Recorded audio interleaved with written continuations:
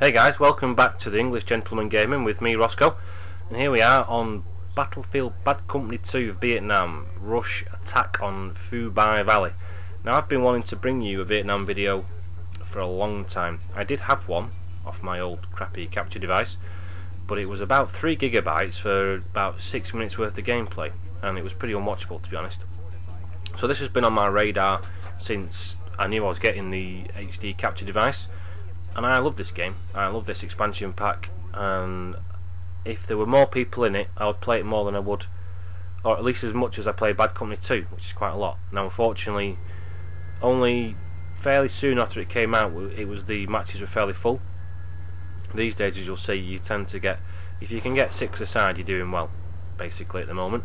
So they tend to be long-lasting, scrappy affairs where, particularly the people like me who run around the flanks and stuff, you can spend a lot of time running to get shot, and then you do it all over again. It can be quite exasperating. But back in the day, if you will, when it first came out, I got it on the first couple of days it was out. One of the best £10 I ever spent, basically. The reasons why I like this more than I do the normal game, there's a couple of reasons really. One of the reasons, I don't know why I didn't bother shooting this, I was actually slightly inebriated when I recorded this, so I have to apologise for my aim and reaction time not being quite as good as it should be. I didn't realise there was mines there. I could have tried blowing them up, but anyway, and I should definitely have shot that bloke. Yeah, so the reasons why I like this game, one of the reasons is that when you are near or in a vehicle, you hear music, which might sound like a small thing, but it reminded me of Grand Theft Auto, which was refreshing when I first played that game. And I think it's quite a nice touch. You know, you can just imagine the American GIs, Marines, whatever, strapping radios onto their tanks, jeeps, vehicles, whatever, and rolling along, taking on the Vietnamese. So I think that's a fantastic touch. On top of the localized voice acting, I presume it's Vietnamese or whatever Asian language those lads speak, that they speak when you're fighting as the Viet Cong. And I think it's a fantastic touch. There's quite a good bit coming up now. I'd actually one of the best moments. I think I got this guy or not. Can't quite remember. I think it's this bit now coming up. Oh yeah, there they are. They're all queuing up now to get shot by me. I don't know why I didn't take out all of them first time around. There's another one coming out there. And I don't know why they still didn't see me.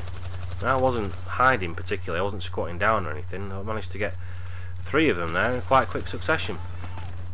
And then there was one hiding behind me. I don't know why he waited so long to shoot me, man. Anyway. The other reason why I like this game is I think it's a bit fairer. To explain that a bit more detail, basically when you pick a weapon, like I'm picking the M16A1 because I wanted the grenade launcher and the ability to drop ammunition. There's no scopes. You can't pick from a red dot or an ACOG scope, 4x scope, whatever you want to call it, in this game. Not on anything, only on the sniper rifles. On the normal rifles you have no choice, you are stuck with iron sights all the way along, and I think that is a good leveler personally, and it takes out a lot of faffing around and evens the playing field in my opinion, because you know that if you go toe to toe with someone, they're at the same disadvantage, if you will, as you are. I mean, you're playing this on unless you're playing this on a cinema screen, it's still sometimes difficult on this to spot people, especially at range. You know, you have to get quite used to the way it's being quite patient. I don't know what hit me. Oh, an RPG-7. Yeah, you have to be quite patient sometimes to actually spot people moving. You can't necessarily see them. Obviously, you know, the uniforms that people are wearing are designed to blend in with the background. So, anyway, you do know that, you know, if you're going toe to toe with someone, the only advantage they might have is something like the PPSH or Uzi gun, which are quite quick firing, even if they're not particularly accurate necessarily. Or you got like the RPK, which isn't as fast firing, but does an awful lot of damage.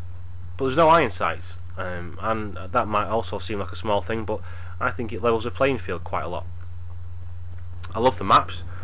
I'm not a fan of Hill 187, I think it's called. When you're attacking, the last MCOMs are quite a pain in the bum. Don't get me wrong. I think they're quite. I don't know why that guy didn't come after me. I do think they're quite authentic. You know, you're going into the sort of trenches, if you will, getting down into the bunkers and stuff like that. Obviously, the Viet Cong were quite famous for their tunnel construction and what like. But it is, for considering how open the rest of the levels are, I mean, this one you can be, if you're defending, you can be attacked from virtually anywhere. It's, you know, the amount of possibilities for attacking are unreal.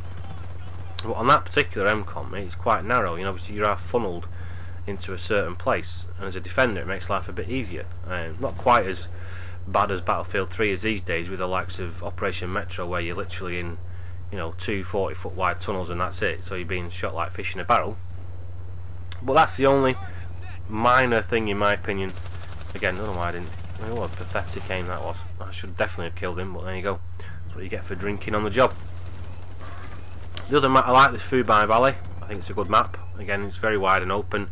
You can attack and defend from anywhere, basically. I wasn't massively keen on the Operation Hastings map, the extra free bonus one we got for whatever it was, 1,000,000 points or something scored as a PS3 or Xbox 360 community. Look at that pathetic aim. They're queuing up to get shot there, and I didn't do a very good job. That guy should have shot me for sure then, and he got me second time as I was prattling around on the wooden blocks.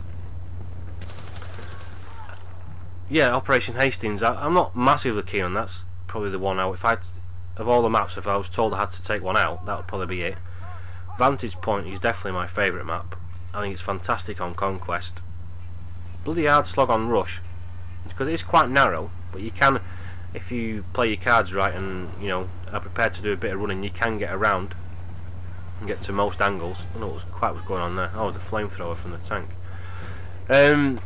Yeah, what's the other map? Vantage Point, Hill 187. Hill 187 starts, certainly as an attacker, with a fantastic bit on the boats, or you can get on a boat when they're crossing the water and everything. Khaosan Temple is another great map.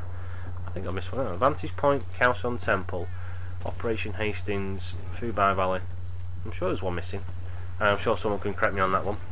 But I don't remember there being a map that I dislike on this game, I'll be honest.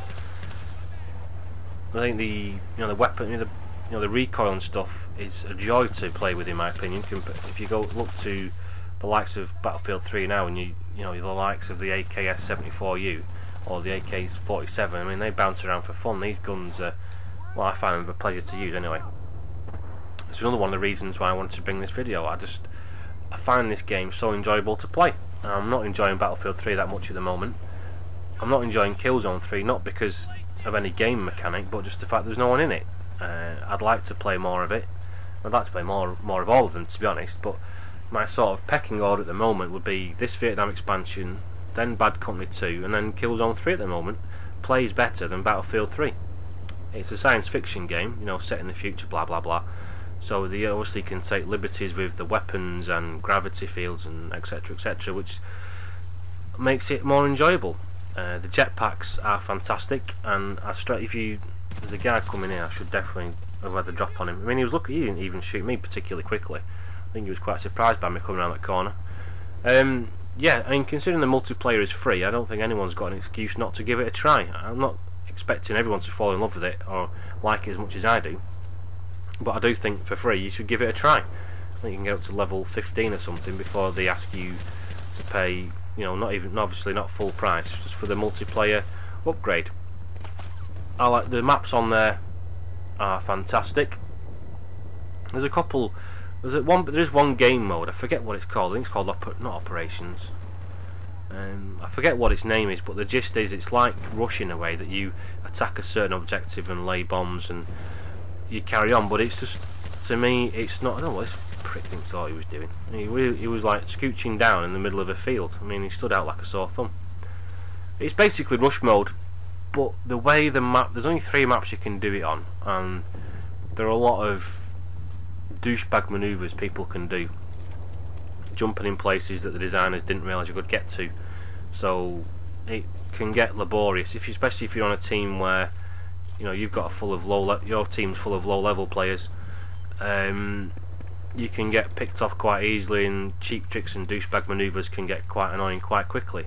The best one for me is the Operations mode, I think it's called, where you have a round of assassination on both teams, like one player on each side is targeted for assassination, and you have to defend him or her for 2 or 3 minutes. I forget exactly how long it is, but that goes on each side. You get like a base, as basic quick version of capture the flag, capture and hold.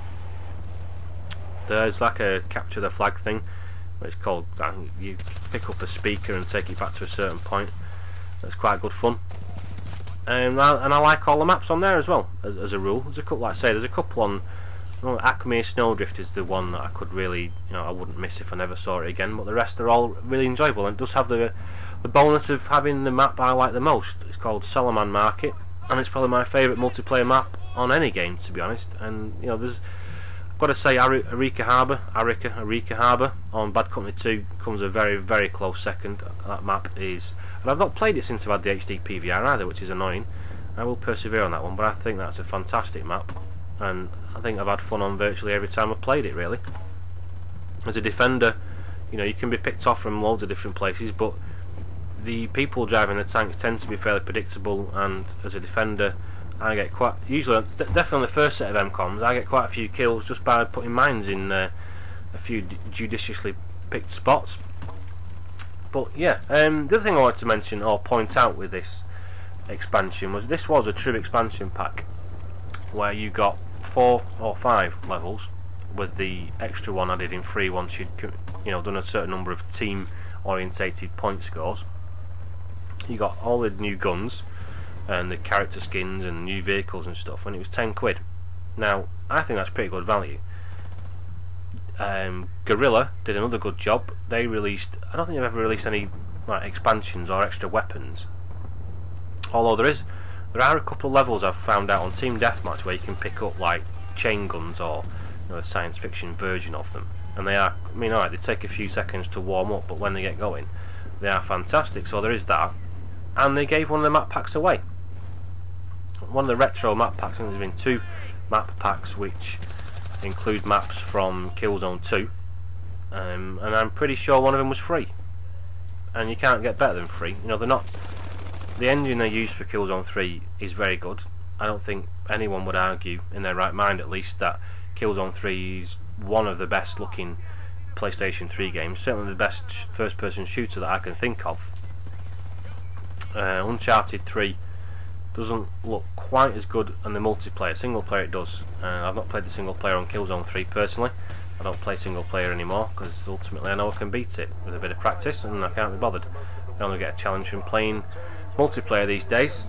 But Killzone 3 is definitely worth a look. And like I say, they gave away one of their map packs, and the other map packs that came out were £4.50, something like that, 4 quid for 2 maps. And these days, the top of the table, top of the tree is Call of Duty, and what are they charging? 15 quid for 2 maps and a Spec Ops map or mission or something. So I don't think that's particularly great value. On this game, you got whatever it was, 30 new guns, character models, vehicles, the music, and I can't imagine it being better value, basically. But anyway, guys, I've wanted to do this video for a long time. I know the gameplay wasn't electrifying. I didn't do particularly well, and we didn't win. But I do enjoy the Vietnam map pack, and I would, I'm not sure in this day, right now, with Battlefield 3 already been out for a few months, that it's worth a tenner. But if it ever comes up on PlayStation Store or Xbox Live Store, whatever, for a £5 or £4 quid, it's definitely worth getting. Anyway, guys, thank you for joining me. I'm not sure what's going to be next, and hopefully it'll be a bit of a surprise. But anyway, take it easy, guys, and I'll catch you all later. Bye.